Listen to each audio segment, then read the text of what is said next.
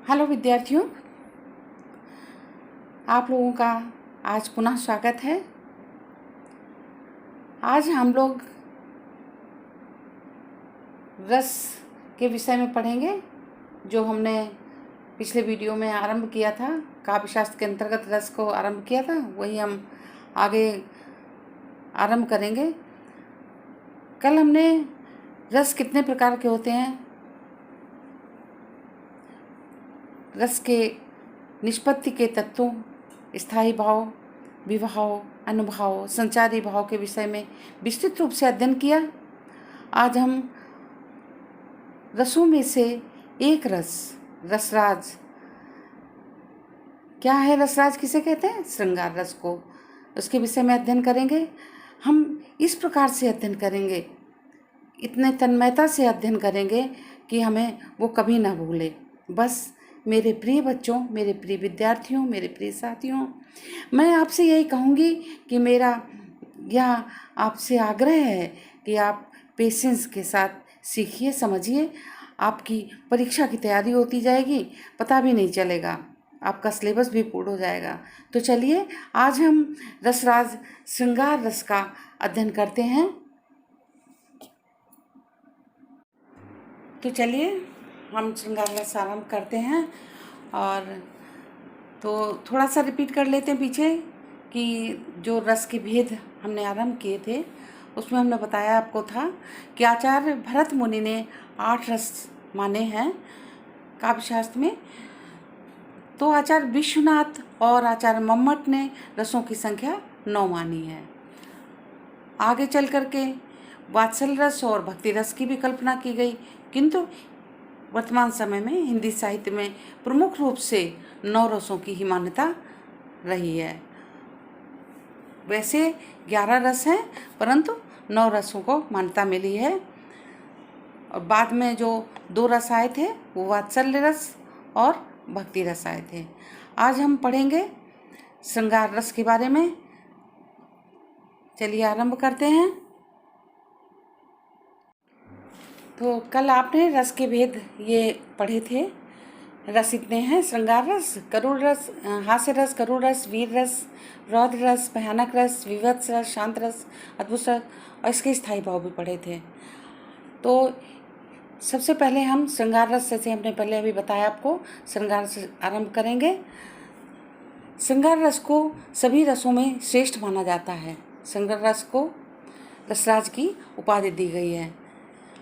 स्त्री पुरुष के पारस्परिक रति, स्थायी भाव, विभाव, अनुभाव, संचारी भाव के सहयोग से पुष्ट होकर श्रृंगार रस कहलाता है। श्रृंगार रस के 2 भेद हैं: संयोग श्रृंगार और वियोग श्रृंगार।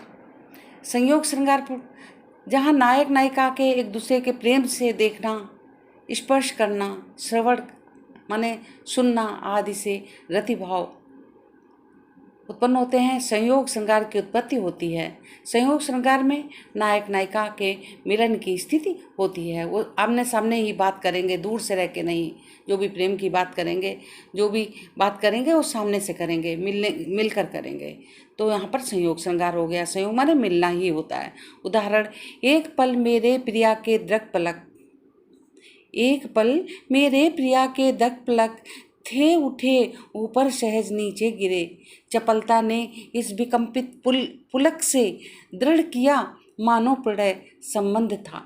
तो इसका अर्थ क्या हुआ? इस अर्थ हमने इसलिए लिख दिया कि आपको इससे ये समझ में आ जाएगा। यहाँ नायक नायिका की पलकें एक दूसरे की ओर एक साथ उठती हैं, है ना। एक पल मेरे प्रिया के दृक पलक, मेरी प्रिया के जो दृष्टि के पलक थे, पलकें थी, उठे ऊपर सहज नीचे, और ऊपर उठे और नीचे गिर गए, नायक की तरफ से है। चपलता ने इस विकम्पित पुलक से दृढ़ किया, मानो प्रणय संबंध से। अब क्या कह रहा है लेखक कि नायिका की पलकें एक दूसरे की ओर के साथ उठती हैं, नायक नायिका के, और सहज भाव से नीचे दोनों की गिर जाती हैं। वो दोनों ही पुलकित होते हैं। इस प्रकार उनका प्रणय संबंध दृढ़ होता है। तो यहाँ पर इसमें क्या हुआ? इसमें हुआ संयोग श्रृंगार, क्योंकि आमने सामने बात हो रही है, आंखों से देखा और जो भाव उत्पन्न हुए, तो ये हुआ संयोग श्रृंगार। इस उदाहरण में स्थायी भाव रति प्रेम है, नायक नायिका जो है आलंबन हो गया, नायक की पलकों का उठना। कभी कभी छोटे क्लासेस में तो नहीं, लेकिन ये जो है जो कंपटीशन लेवल के हैं उसमें पूछ देते हैं कि इसमें आलंबन क्या है, उद्दीपन क्या है, उसमें पूछ लेते हैं। तो उदाहरण में स्थायी भाव रति जो है प्रेम है, नायक नायिका आलंबन हो गए, नायिका की पलकों का उठना और गिरना ये उद्दीपन हो गया, नायक का पुलक और कंपन ये अनुभव है, चपलता और लज्जा संचारी भाव है। इस प्रकार से रति स्थायी भाव, विभाव, अनुभाव, संचारी भाव के संयोग से श्रृंगार के रूप में अभिव्यक्त हुआ है। ये आपका है श्रृंगार रस का श्रृंगार संयोग। अब है वियोग श्रृंगार। दो भागों में बांटा गया है श्रृंगार रस, श्रृंगार संयोग श्रृंगार और वियोग श्रृंगार। अब ये देखिए वियोग श्रृंगार, इसे विलंब वियोग श्रृंगार भी विप्रलंब, सॉरी यहाँ गलत टाइपिंग हो गई है, विप्रलंब, इसे विप्रलंब, इतना तो आपको समझना भी चाहिए। इसे विप्रलंब श्रृंगार भी कहते हैं। जहाँ नायक नायिका के विरह वियोग की मनोदशा का वर्णन होता है वहाँ वियोग श्रृंगार रस होता है। जैसे उदाहरण देखिए, अखियाँ हर दर्शन को भूखी, कैसे रहे रूप रस राची, ये बतियाँ सुन सूखी, अवध घरत अकटक मग जोवत, तब होना चाहिए, तब ऐसी नहीं भूखी। यहाँ पर क्या होता है कि उद्धव जो है उनसे गोपियों से कहते हैं कि तुम श्री कृष्ण को भूल जाओ, और जो गोपियाँ थी वो तो विरह में दुखी थी, विरह माने अलग होना, अलगाव होना, तो वो तो बहुत दुखी थी। तो वो गोपियाँ कहती हैं कि हमारी आंखें तो हरे कृष्ण के दर्शन के लिए व्याकुल हैं, भूखी हैं।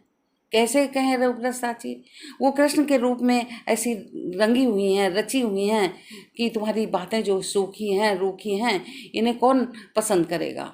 अवध घनत एक टकमक जोवत तन, एक अवध एक समय हो गया, एक लंबा समय हो गया कि उनके रास्ता जोते जोते, उनको देखते देखते, इंतजार प्रतीक्षा करते करते, किंतु इतना दुख मुझे नहीं हुआ, तन ऐसी नहीं भूखी, तब मैं इतनी दुखी नहीं थी जितनी आज तुम्हारे ये जो योग साधना का कृष्ण ने उपदेश भेजा है हमें अपनाने के लिए, तब हमें इतना दुख हुआ। तो ये इसका अर्थ लिखा हुआ है। तो इसमें हो गया विरह श्रृंगार, क्योंकि ये नायक नायिका की बात है, मिलने की बात है, परंतु दूर हो गए, अलगाव हो गए, अतः वियोग श्रृंगार है। अब प्रस्तुत इसको देखिए कि इसमें स्थायी भाव क्या हुआ, रति हुआ, वैसे जैसे ऊपर बताया था हमने। आलम्बन क्या हुआ, श्री कृष्ण हो गए। उद्दीपन कौन है, श्री कृष्ण का रूप, सौंदर्य। अनुभव क्या है, गोपियाँ और प्रतीक्षा में व्याकुल होना उनका। संचारी भाव क्या है, स्मृति, विषाद, स्मृति माने दुख, तो यादें और दुख जो है ये क्या हो गई, संचारी भाव हो गई। तो उपयुक्त पंक्तियों में वियोग श्रृंगार की दशा का वर्णन तथा गोपियों के श्री कृष्ण के प्रेम का वर्णन किया था, यहाँ पर वियोग श्रृंगार हुआ। तो ये आपका था श्रृंगार रस जिसका आपने अध्ययन किया। अब आगे जो है अन्य रसों की वर्णन हम अगले वीडियो में करेंगे। धन्यवाद।